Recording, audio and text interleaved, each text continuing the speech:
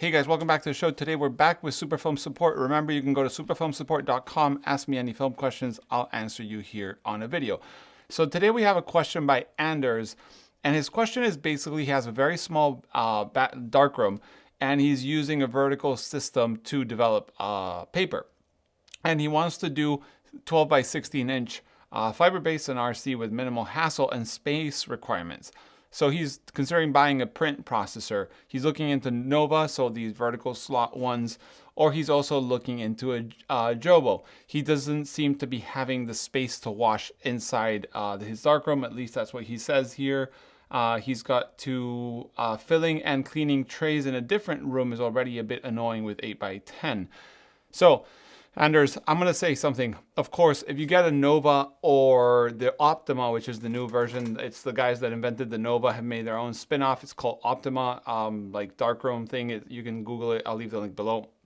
But basically, the problem is that you have to fill it up with all the chemistry. Then you got to drain it every time. If you don't have a lot of space, it might be annoying. I would suggest, like you said, the Jobo route.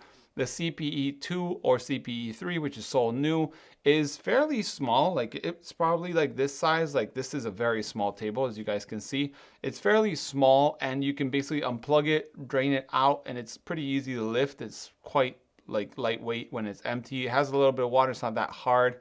And you can even leave it with some water if it's just for like from a day to the next or a couple days tops. I wouldn't leave it forever in a darkroom because it'll end up growing like algae or fungus, like, grassy stuff inside like an aquarium. I can't say the word right now. But basically, the Jobo has a couple good things. First of all, drums. When you're using drums in the darkroom, you can use very little chemistry. You can use multiple drums, so you can do different shifts. So you can have you can do 8x10s and then be like, oh, I love this print. I want to print bigger. You can use a bigger drum and use it in that size. I have drums from Jobo, the 3063, which go up to 50 by 60, 20 by 24 inch. And it requires like 250 milliliters. And don't quote me on that. I'm trying to remember, very little chemistry. But you could also use that tank to put multiple smaller prints inside and do batches of prints. That's how I do my RA4, which you comment here that you're also wanting to do. So what you do with this is in the Jobo, and that big Jobo tank won't work on the CPE2, okay? It's for the bigger ones, just in case someone wants to quote me on that one too. You need a smaller ones, the 2500 or the 1500 series.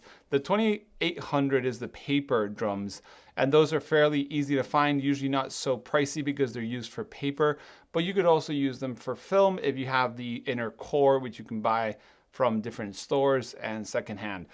So basically, using that Jobo, you can use different tanks.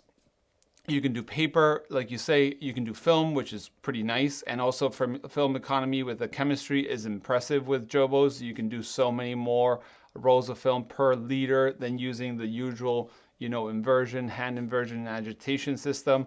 And the fact that it usually retains its value. Like a Jobo, if you buy it secondhand, it will sell pretty much for the same price, if not more, down the road. So you're not losing a lot of money. If you're buying new, yes, you'll lose some of that because it's a new camera.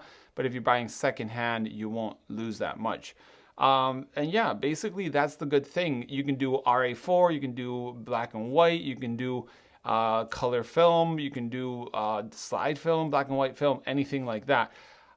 You say that there's issues using paper in that drum. I would say probably fiber-based paper requires some sort of maybe washing before, like a little bit of wetting, so the paper kind of holds on properly. But I've never done it myself. Honestly, my paper usually is pretty flat, but if it is curled, I would wet it just a little bit, putting in the tank, and that's that. One thing about the good thing about black and white is you can use the red light, so you're not basically guesstimating where you're putting your paper.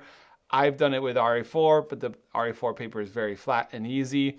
But yeah, you can use that very well. And honestly, for the price of a Nova versus the price of a Jobo, you're pretty much in the same ballpark. And the Jobo, you can unplug and take somewhere else. It's pretty convenient. And like I said, you can do film too.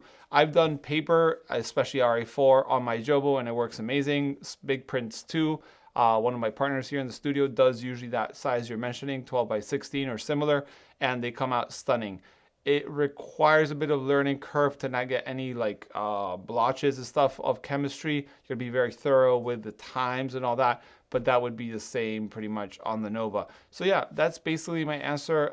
Anders, I hope that helped. I hope if you do decide to buy one of these, let me know how it goes. I do like getting feedback from you guys if you're users or have these same problems. Leave a comment below. Usually the comments are pretty helpful in these videos. So yeah, these videos on Superfilm Support are sponsored by you guys, either through Patreon or direct donation. I'm leaving the link below. Thanks for watching. This was Film Support. See you next one. Bye.